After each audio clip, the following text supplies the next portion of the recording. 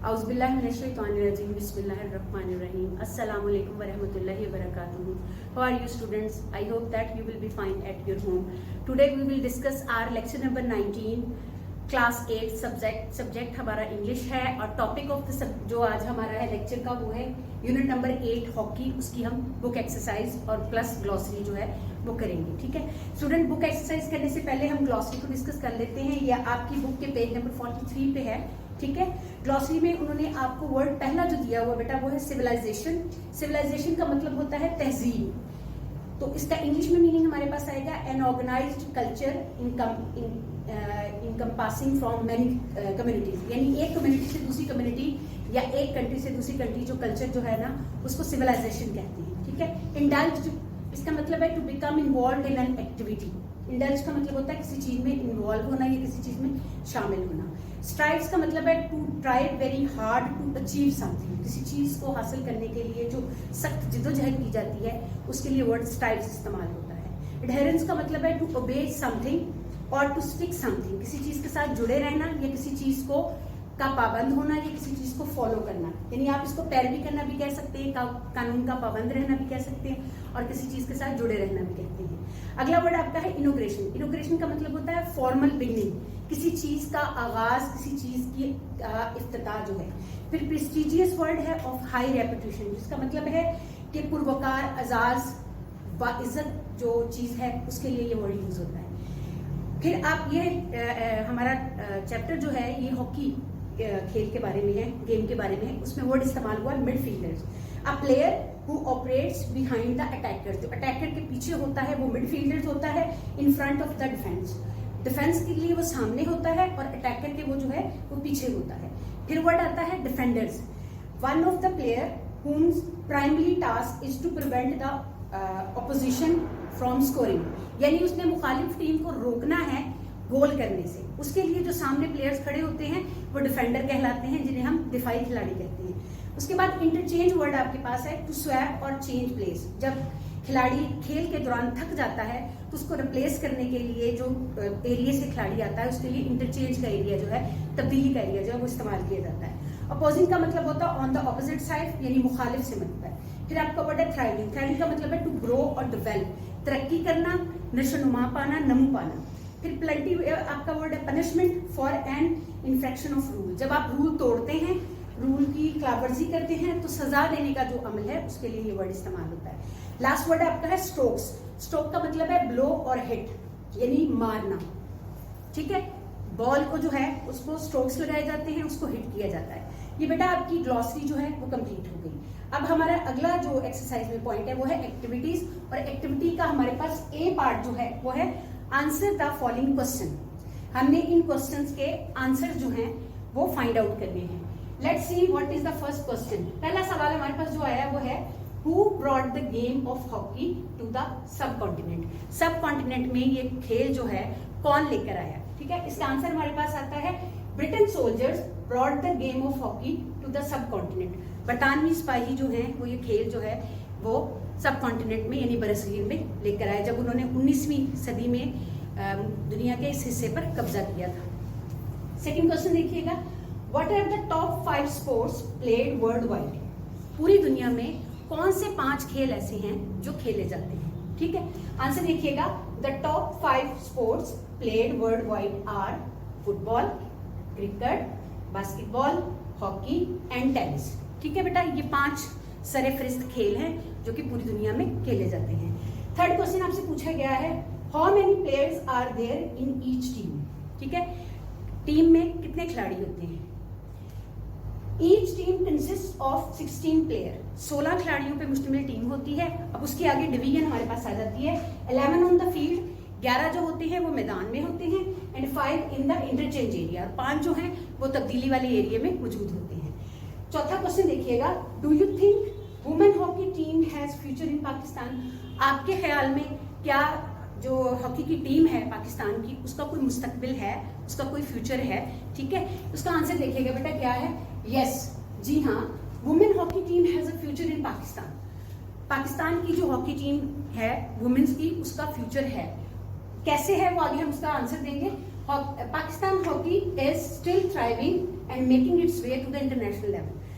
पाकिस्तान की जो hockey team है वुमेन्स की, औरतों की, वो अब कोशिश कर रही है, मेहनत कर रही है, तरक्की कर रही है और अपना इंटरनेशनल लेवल तक अपना रास्ता जो है वो बना रही है। हमारा ए पार्ट कंप्लीट हो गया, अब हम अपना बी पार्ट देखेंगे। बी पार्ट में उन्होंने कहा tick the correct words to complete these sentences. इन सेंटेंसेस को मुकम्मल करने के लिए हमें जो वर्ड्स दिए गए उनमें से हमने करेक्ट वर्ड जो है वो चूज करना है।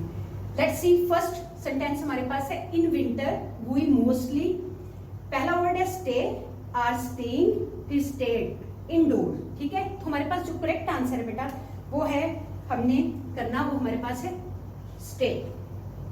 सेकंड सेंटेंस देखिएगा, she will go for shopping if the weather will be, is, can be fine. वो शॉपिंग के लिए जाएगी अगर मौसम क्या होगा, विल बी फाइन, अच्छा होगा तो वो शॉपिंग के लिए जाएगी। ठीक है, थर्ड क्वेश्चन देखिएगा, थर्ड हमारा सेंटेंस देखिएगा, we have only a small little few number of letters to right.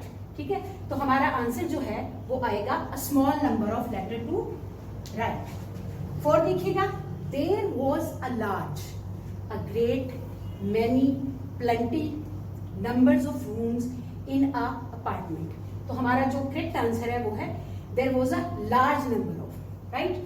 हम लार्ज को जो है यहाँ पर अपनी बुक के ऊपर फिल कर लेंगे जी। हमारा 5 sentence, she visited her friend, जो हमारे पास वर्ड दिए गए वो है that, who, she lives in Islamabad. तो हमारे पास करेक्ट आंसर जो हम इसमें करेक्ट वर्ड जो इस सेंटेंस को सूट करता है वो हमारा हु है। ठीक है स्टूडेंट्स, हमने एक्सरसाइज का ए पार्ट और बी पार्ट कंप्लीट कर लिया है। अब हम इसके सी और डी पार्ट की तरफ चलते हैं जी स्टूडेंट। अब हम अपनी एक्सरसाइज के सी पार्ट की तरफ चलते हैं। हमारा सी पार्ट जो है वो हमारे एक पैराग्राफ पे मुश्तमिल है, जिसमें उन्होंने कहा है use a thesaurus to find alternative word to write into these spaces, read the passage carefully. Passage को केयरफुली पढ़ने के लिए उन्होंने बुक के ऊपर आपको पहले एक एग्जाम्पल दी है। एग्जाम्पल क्या दी है, उन्होंने कहा Chitral valley is a one of most fantastic wonderful valleys in the north of Pakistan, it is काम एंड पीसफुल प्लेस। यहाँ पे आप एक चीज नोट करें कि उन्होंने आपको 2 वर्ड वंडरफुल के ब्रैकेट में उन्होंने एक वर्ड आपको दिया है ब्यूटीफुल, अल्टरनेटिव वंडरफुल का उन्होंने आपको ब्यूटीफुल दिया है। ये एग्जांपल देने के बाद नीचे उन्होंने आपको एक पैराग्राफ दिया है, ठीक है, जो एक क्या उसको कहते हैं गडेरिया के बारे में, शेफर्ड, यंग शेफर्ड बॉय के बारे में है, वो बैठा हुआ है, उसकी जो सूरत हाल है, जो सिचुएशन है एक्सप्लेन हो रही है। उसमें कुछ वर्ड जो हैं जिसके हमने सिनोनिम्स यानी हम मानी मुतरादिफ अल्फाज जो हैं वो हमने देने हैं। ठीक है, वही अल्टरनेटिव वर्ड होते हैं राइट। यहाँ पे अब मैंने वो जितने वर्ड के यूज हुए वो कॉलम मैंने यहाँ पे बना दिया है। ठीक है, हम पैराग्राफ पढ़ते जाते हैं और साथ में इन वर्ड्स को इसमें एडजस्ट करते जाते हैं। पैराग्राफ क्या है, उसने कहा a young shepherd was sitting on a hill side dash his lunch. अब ब्रैकेट में उन्होंने वर्ड ईटिंग दिया है, तो बेटा हम उसका सिनोनिम जो देंगे वो हम हैविंग और इनटेकिंग या इनटेक जो है वो उसका हम सिनोनिम दे देंगे कि वो अपना खाना जो था वो खा रहा था। एंड फीलिंग वेरी डैश, अब डैश में जो आगे उन्होंने वर्ड दिया वो लोनली दिया है, तो लोनली का जो अल्टरनेटिव वर्ड है वो हम लोनसम दे देंगे। ठीक है, वो अपने आप तन्हाई महसूस कर रहा है, उसका जो सिनोनिम है अल्टरनेटिव वर्ड है वो हमारे पास लोनसम आ जाएगा राइट। आगे कहते हैं suddenly a dash bird flew down in front of him, suddenly a dash, bracket में इन्होंने आपको वर्ड लार्ज दिया है, तो लार्ज का हम सिनोनिम यहाँ पे बिग देंगे राइट। नेक्स्ट लाइन में देखिएगा क्या है, the shepherd felt dash, bracket में वर्ड है अफ्रेड। ठीक है, उस लड़के को खौफ महसूस हुआ। अब खौफ को हम जो है अल्टरनेटिव करेंगे फ्राइटेंड से, हमारे पास फ्राइटेंड वर्ड आ जाएगा। नेक्स्ट लाइन में देखिए, he wondered what the bird intended to, वो हैरान था कि परिंदा जो है उसके साथ क्या करना चाहता है। Was the bird going to attack him, क्या परिंदा उसके ऊपर हमला करने जा रहा था। और attack the lamb grazing near by, या फिर वो जो भेड़ें जो थी पास चल रही थी, चरा रही थी, उनके ऊपर हमला करना चाह रहा है।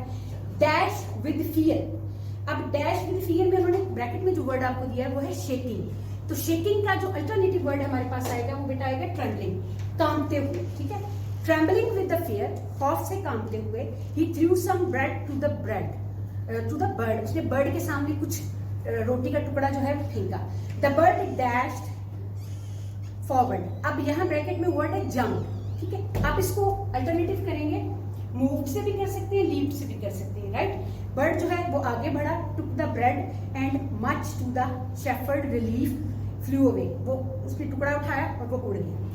ही came every day after that, उसके बाद वो हर दिन आता गया and shared the young shepherd's lunch, अब वो यंग शेफर्ड का जो लंच था वो शेयर करता था। सून ही डैश, अब यहाँ पे उन्होंने ब्रैकेट में जो आपको वर्ड दिया वो है टुक। टुक का अल्टरनेटिव जो हमने लेना है वो हम गॉट भी ले सकते हैं, गॉट ले लेंगे, ठीक है। इसका आप अक्वायर्ड भी कर सकते हैं, right. The bread from the shepherd hand, he was not an enemy, उसका दुश्मन नहीं था। He was a dash, bracket में उन्होंने वर्ड आपको दिया फ्रेंड, फ्रेंड को हम अल्टरनेटिव कर सकते हैं कंपेनियन से, वेल विशर से, right. The young shepherd was lonely no longer, ये पैराग्राफ हमारा कंप्लीट हो गया, ठीक है बेटा। उसमें हमने अल्टरनेटिव वर्ड या सिनोनिम वर्ड जो है वो हम अपनी बुक के ऊपर, आप इस कॉलम को देखते हुए अपनी बुक के ऊपर फिल कर लेंगे, राइट। ये हमारा पार्ट सी जो है वो कंप्लीट हो गया। अब हम अपना पार्ट डी देखते हैं। पार्ट डी में उन्होंने कहा है choose the correct option from the following determinants. यहाँ पे जो डिटरमिनेंट्स यूज हुए हैं बेटा वो हुए हैं क्वांटिफायर्स वाले, यानी क्वांटिटी बताने वाले इस्तेमाल हुए हैं, मिकदार को आइडेंटिफाई कर रहे हैं, ठीक है।